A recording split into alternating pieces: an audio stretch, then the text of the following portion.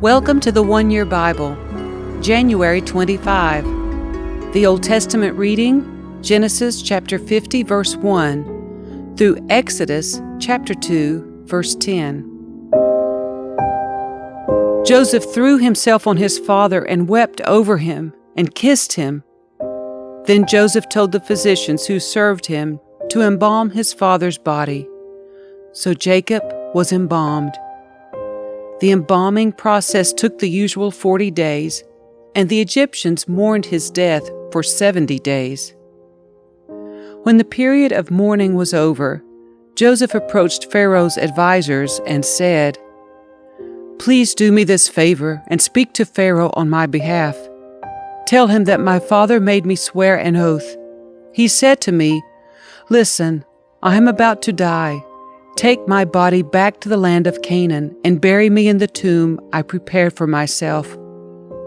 So please allow me to go and bury my father. After his burial, I will return without delay.'" Pharaoh agreed to Joseph's request. "Go and bury your father, as he made you promise," he said. So Joseph went up to bury his father. He was accompanied by all of Pharaoh's officials, all the senior members of Pharaoh's household, and all the senior officers of Egypt. Joseph also took his entire household and his brothers and their households. But they left their little children and flocks and herds in the land of Goshen. A great number of chariots and charioteers accompanied Joseph. When they arrived at the threshing floor of Atad, near the Jordan River, they held a very great and solemn memorial service, with a 7-day period of mourning for Joseph's father. The local residents, the Canaanites, watched them mourning at the threshing floor of Atad. Then they renamed that place, which is near the Jordan, Abel Mitzrayim, for they said, "This is a place of deep mourning for these Egyptians." So Jacob's sons did as they had commanded them. They carried his body to the land of Canaan and buried him in the cave in the field of Machpelah, near Mamre. This is the cave that Abraham had bought as a permanent burial site from Ephron the Hittite. After burying Jacob, Joseph returned to Egypt with his brothers and all who had accompanied him to his father's burial. But now that their father was dead, Joseph's brothers became fearful. "Now Joseph will show his anger and pay us back for all the wrong we did to him," they said. So they sent this message to Joseph. "Before your father died, he instructed us to say to you, 'Please forgive your brothers for the great wrong they did to you, for their sin in treating you so cruelly. So we, the servants of the God of your father, beg you to forgive our sin.'" When Joseph received the message, he broke down and wept. Then his brothers came and threw themselves down before Joseph. "Look, we are your slaves," they said. But Joseph replied, "Don't be afraid of me. Am I God that I can punish you? You intended to harm me, but God intended it all for good. He brought me to this position so I could save the lives of many people. No, don't be afraid. I will continue to take care of you and your children." So he reassured them by speaking kindly to them. So Joseph and his brothers and all their families continued to live in Egypt. Joseph lived to the age of 110. He lived to see 3 generations of the descendants of his son Ephraim, and he lived to see the birth of the children of Manasseh's son Machir, whom he claimed as his own. "Soon I will die," Joseph told his brothers, "but God will surely come to help you and lead you out of this land of Egypt. He will bring you back to the land he solemnly promised to give to Abraham, to Isaac, and to Jacob." Then Joseph made the sons of Israel swear an oath, and he said, "When God comes to help you and lead you back, you must take my bones with you." So Joseph died at the age of 110. The Egyptians embalmed him, and his body was placed in a coffin in Egypt.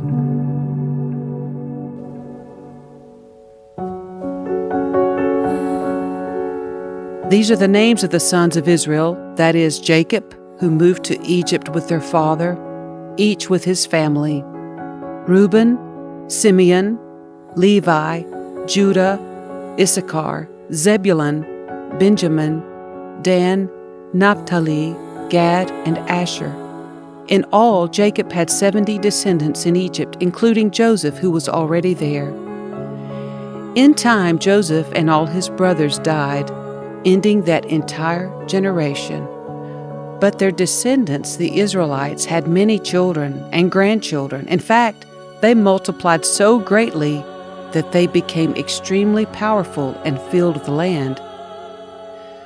Eventually, a new king came to power in Egypt who knew nothing about Joseph or what he had done.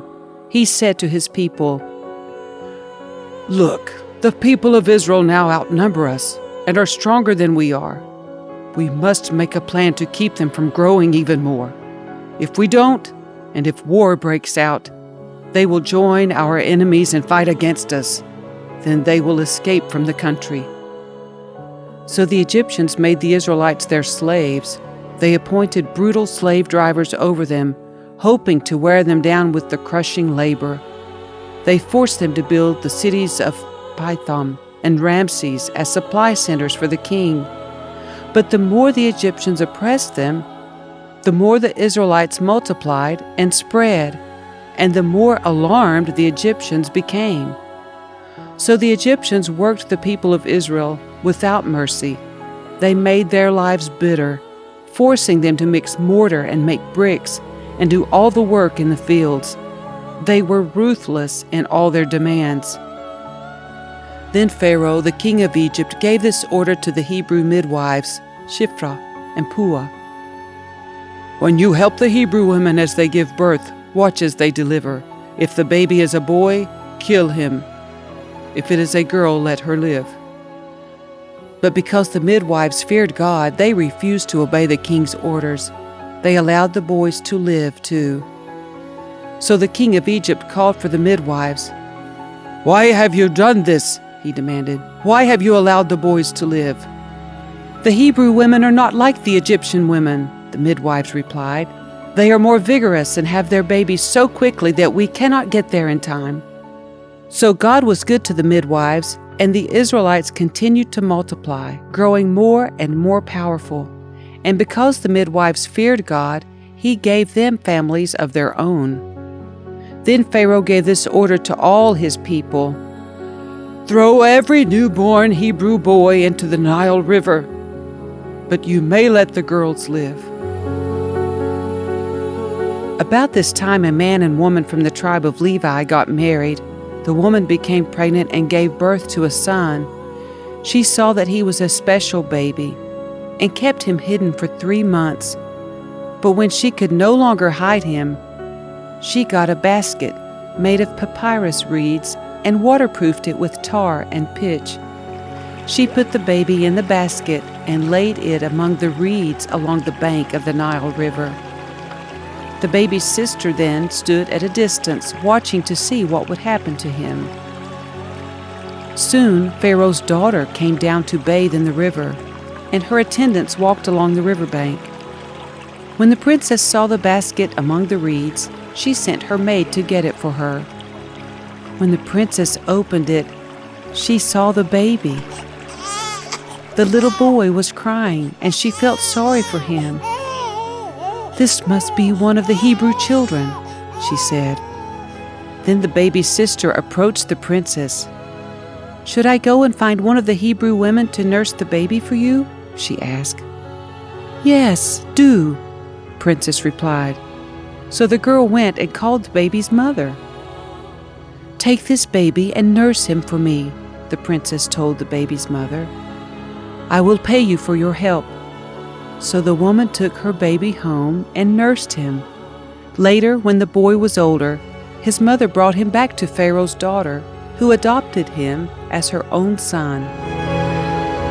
The princess named him Moses, for she explained, "I lifted him out of the water."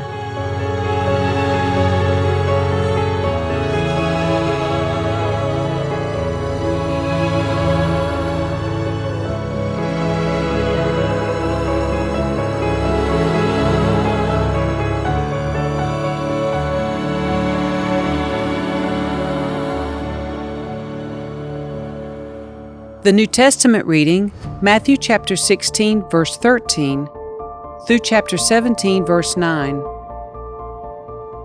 When Jesus came to the region of Caesarea Philippi, he asked his disciples, "Who do people say that the Son of Man is?" "Well," they replied, "some say John the Baptist, some say Elijah, and others say Jeremiah or one of the other prophets." Then he asked them, "But who do you say I am?" Simon Peter answered, "You are the Messiah, the Son of the living God." Jesus replied, "You are blessed, Simon, son of John, because my Father in heaven has revealed this to you. You did not learn this from any human being. Now I say to you that you are Peter, which means rock, and upon this rock I will build my church, and all the powers of hell will not conquer it. And I will give you the keys of the kingdom of heaven. Whatever you forbid on earth will be forbidden in heaven, and whatever you permit on earth will be permitted in heaven." Then he sternly warned the disciples not to tell anyone that he was the Messiah. From then on, Jesus began to tell his disciples plainly that it was necessary for him to go to Jerusalem, and that he would suffer many terrible things at the hands of the elders, the leading priests, and the teachers of religious law. He would be killed, but on the third day he would be raised from the dead. But Peter took him aside and began to reprimand him for saying such things. "Heaven forbid, Lord," he said, "this will never happen to you." Jesus turned to Peter and said, "Get away from me, Satan. You are a dangerous trap to me. You are seeing things merely from a human point of view, not from God's." Then Jesus said to his disciples, "If any of you wants to be my follower, you must give up your own way. Take up your cross and follow me. If you try to hang on to your life, you will lose it. But if you give up your life for my sake, you will save it. And what do you benefit if you gain the whole world but lose your own soul? Is anything worth more than your soul? For the Son of Man will come with his angels in the glory of his Father, and will judge all people according to their deeds. And I tell you the truth, some standing here right now will not die before they see the Son of Man coming in his kingdom." 6 days later, Jesus took Peter and the two brothers, James and John, and led them up a high mountain to be alone. As the men watched, Jesus' appearance was transformed so that his face shone like the sun, and his clothes became as white as light. Suddenly Moses and Elijah appeared and began talking with Jesus. Peter exclaimed, "Lord, it's wonderful for us to be here. If you want, I'll make 3 shelters as memorials, one for you, one for Moses, and one for Elijah." But even as he spoke, a bright cloud overshadowed them, and a voice from the cloud said, "This is my dearly loved Son, who brings me great joy. Listen to him." The disciples were terrified and fell face down on the ground. Then Jesus came over and touched them.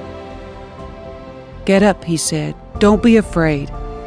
And when they looked up, Moses and Elijah were gone, and they saw only Jesus. As they went back down the mountain, Jesus commanded them, "Don't tell anyone what you have seen until the Son of Man has been raised from the dead."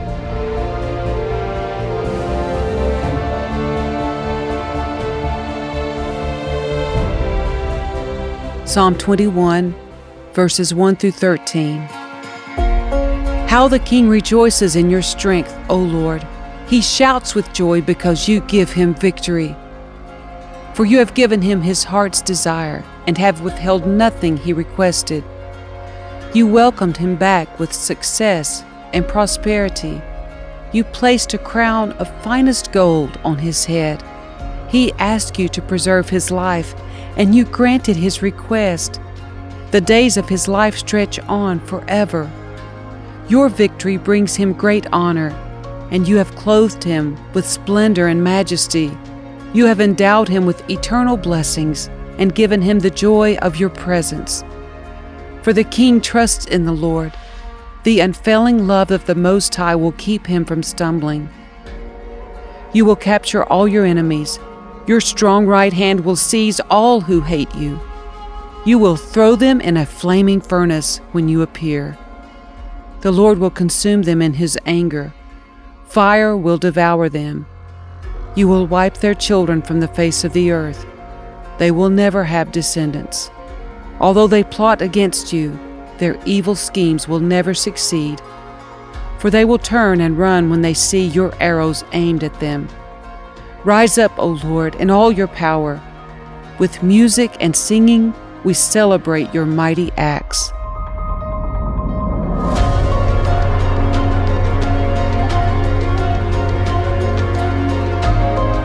Proverbs 5, verses 1 through 6. My son, pay attention to my wisdom. Listen carefully to my wise counsel. Then you will show discernment, and your lips will express what you've learned. For the lips of an immoral woman are as sweet as honey, and her mouth is smoother than oil. But in the end, she is as bitter as poison, as dangerous as a double-edged sword. Her feet go down to death. Her steps lead straight to the grave, for she cares nothing about the path to life. She staggers down a crooked trail and doesn't realize it.